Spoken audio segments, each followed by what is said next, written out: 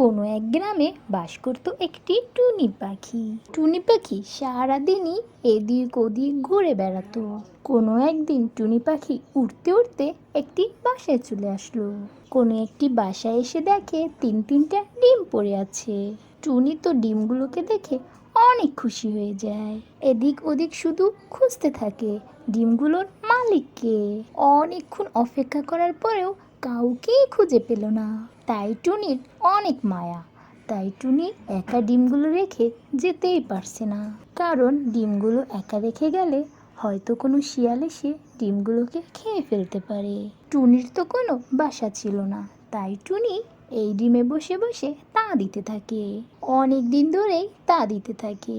কিছুদিন পরে তিনটে ডিম থেকে অনেক সুন্দর ফুটফুটে তিনটি ছানা বের হয়।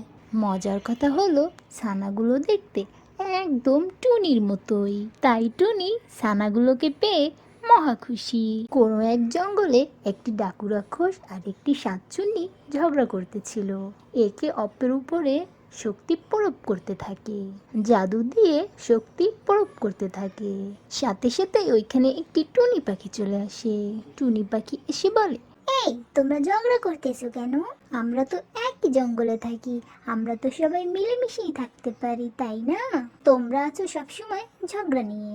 আমরা বলি কি, আমরা ঝগড়াকে না করি, কারণ ঝগড়া না করলেই ভালো। আমরা তো সবাই একই জঙ্গলে বসবাস করি।